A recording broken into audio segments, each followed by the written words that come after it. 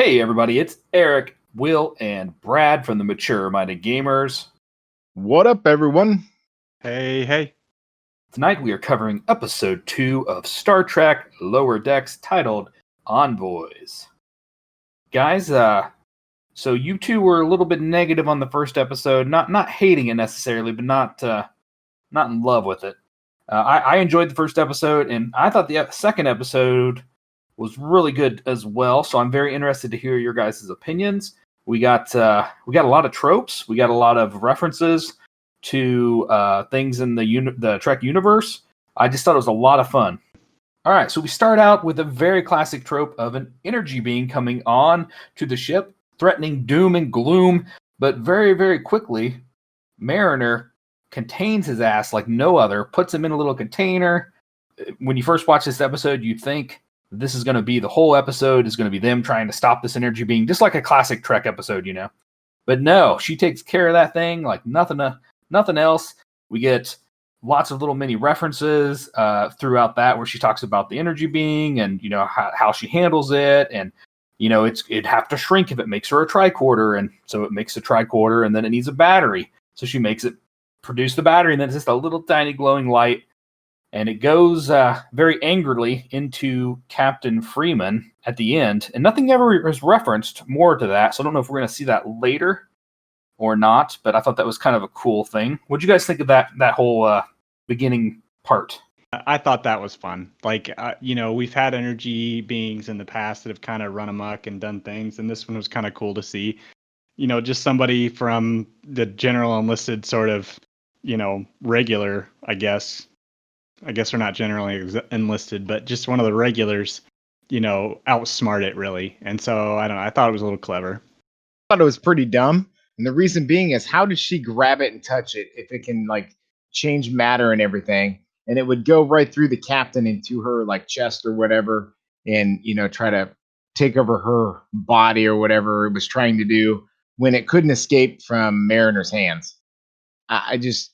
After that happened, I was like, that doesn't even make sense. I know it's a cartoon and stuff, but man, it just bothered me. Wasn't a fan.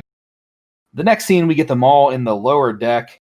We find out that Ruford and Tinny are planning to watch an eclipse. What was it? Kind of a pulsar. A pulsar, thank you. They're going to watch a pulsar together, but of course, Ruford has put his work in front of everything else, and he doesn't think he's going to be able to do it because he's been loving his time in the maintenance shaft. And so he decides on a whim he's just going to completely switch jobs and do something else, and it's no problem whatsoever. And so through the rest of the this half of the episode, we see him going from command to medical to security. And, I found it interesting. He failed very hard in the command. We got a lot of cool little references there to other track. And we also got something they called the Janeway maneuver. They called it the Janeway protocol. And I looked it up. I couldn't find anything about that. Do you guys think that's completely fictitious. It was just sort of like, throwing care to the wind sort of thing. And, because immediately right after they did that, like it sacrificed half the ship and they said that the deck with the kindergartner children, was blown off and was floating away. So I think it was just one of those, like, Janeway often did things that put the whole ship at harm, kind of a kamikaze maneuver almost sort of thing. So I think it was just a joke against Voyager. Okay. I didn't know what exactly they meant by that, but yeah, it didn't go well for him in the command. And the next we see him in, I think he goes to medical next. And he does not have any bedside manner. Like, poor guy's freaking out, which was pretty hilarious. And then lastly, he goes to security and he activates his like security protocols or something, and he just murders those Borg. And the thing I liked about these different scenes is how much the crew took him into their arms, like willingly, like, oh, you've never trained for this. Come on in. You're gonna be a big member of this team. And then when he tells them, no, I don't think this is going to work out, they all start to get real angry, and they're like, oh, best of luck to you, which I thought was very funny, because when you go back to think of Trek, when some major officers have switched roles, it's just like instantaneously, kind of like, that's what they were playing this whole part of this episode on. I did actually enjoy that part when seemed like they were going to get pissed off at the beginning, and then they were very accepting of his decisions. I enjoyed that for whatever reason. I thought it was it really felt like the Federation. If there's one thing in this episode that's like, oh man, that's really Federation-esque. I don't know. It just seems like that's what the Federation would do, is be accepting of everybody's decisions. Yeah, I thought it was humorous. I mean, the way that he was trying everything out and was good at portions of some and bad at others, but he just kept wanting to go back to the Jeffries tubes. I don't know. I think I may end up liking that character more than I thought. The other part of this whole episode is Boimler and Mariner going off to envoy this Klingon ambassador, and everything goes to hell, but Mariner basically saves the day almost every time that it's needed. I really enjoyed Mariner and the Klingon knowing each other and sharing their blood bond, I think that's what they called it, and all this other stuff. And they finally land, and then the Klingon's passed out drunk, but he ends up still in the shuttle, and Boimler's freaking out, and then everything just goes to hell as they're searching for this Klingon. And Mariner saves the day, like I said, repeatedly. Boimler makes mistake after mistake, and he's ready to give up on Starfleet. And at the end there, I mean, he was done. He threw his comm badge down, and you could tell Mariner realized that, this has went too far. So what does she do? She sets them up with her Ferengi buddy and makes herself look, silly, and lets Boimler save the day. And then Boimler goes back and is bragging about it, and she holds her tongue and doesn't give in, and plays the whole thing out. And then at the very end, you see her talking to the Ferengi, hey, thank you, for doing that, and all this. And I thought that was a really good scene, and it shows, I think, that Mariner is perhaps a leader and can sacrifice her own ego, I guess is the word, for the better of others. Like, she actually cares about Boimler. What did you guys think of this whole scene? And there's a lot of things that I just ran completely over, but let's talk about this part first. Yeah, so there were a lot of fun things about this whole exchange. They sort of did some of the same stuff they did last time that I get why they do. I don't know that I totally accept it. But the random drops of, just tidbits of a word that they'll say that ties back to other episodes of Star Trek that really doesn't mean anything in this, and even in context, maybe somebody would be able to pick up, but it's, I don't know. She mentioned Jamaharan, which anybody that hasn't seen anything with a Ryza episode is not going to know what Jamaharan means, or the random species name drops, things that they don't go into any depth about whatsoever, that are just sort of fan service. I think I smirked the first time she said, that, but then the third or fourth time she was talking about Jamaharan, it was kind of like, okay, you're just beating it into the floor now. And then, the more that she just kind of, poked it at these other things, it just, I don't know, it just felt sort of like fan servicey, which I don't know. I still don't know that I'm completely on board with. So I don't know. We'll still see. I'm not going to hate on it nearly as much as I have on, so far. I'm going to give it a shot. Well, for what you're talking about, how she is looking out more for the betterment of her team and her friends. I actually, if anything, it brings a little bit more of likability to the character. I mean, she's very, it's my way or the highway. I'm going to go. I have all this experience, but she doesn't really seem to have much of as far as interpersonal relationships, or as well with her crew. And I think it's really starting to show that she does care about these people on a personal level, and not just on I'm having fun, I'm going to do whatever I want, this is independent. I really want these people around me.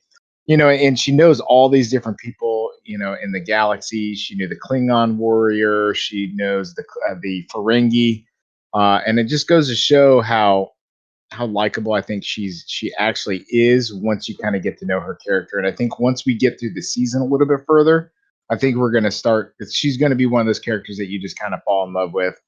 But for me right now, I'm still not a fan of her 1000%. I like her well enough. Um, is it Tinny, the blue medical officer? She's my favorite by far. I don't know why, but I like her and I like the cyborg. I'm not really a big fan of what's going on with the story between Mariner and Boimer, but I think it's going to be something that grows on you. What do you think, Eric? I love this episode. I love the references. I have several theories I'm going to talk about here at the end. But since we skimmed over some stuff, I'm going to go back. Brad, you mentioned a couple of them, but this episode is when Boimer and Mariner are looking for the Klingon ambassador.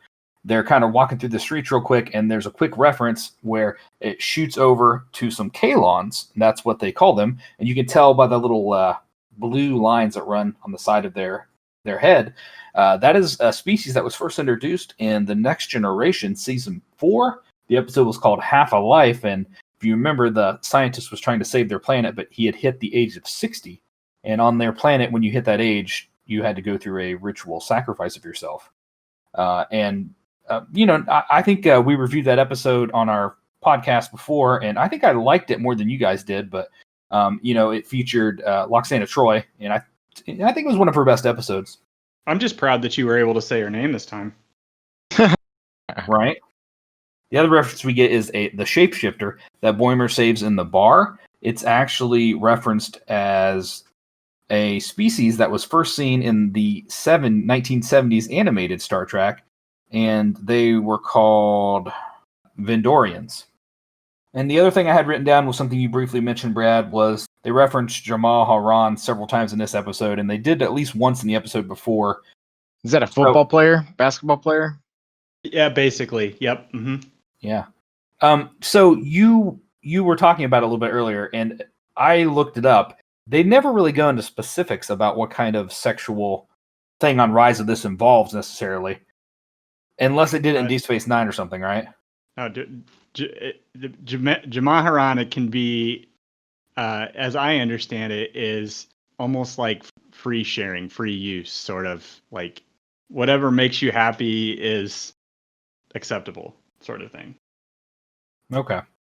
I Googled it and looked it up because I didn't know. I mean, I knew the references, but I didn't know what exactly it meant. And it didn't really give me much information when I Googled it, so that's why I thought I would ask you. My final thoughts on this episode, I enjoyed it. I thought it was really good. Some thoughts. So I think that Mariner is not a human. I don't think she is the biological daughter of the captain and the was it the admiral, I believe, from Starfleet. I'm going with possibly an android or some kind of other being because of all this experience and people she knows at her age. And Boimer even references this in this episode when she's talking with the Klingon, and she says, yeah, back in the day we were on some covert ops. And Boimer's like, back in the day, you're the same age as me. And so it's starting to piece together. I think something else is going on there with her. What do you guys think? Think that's a possibility?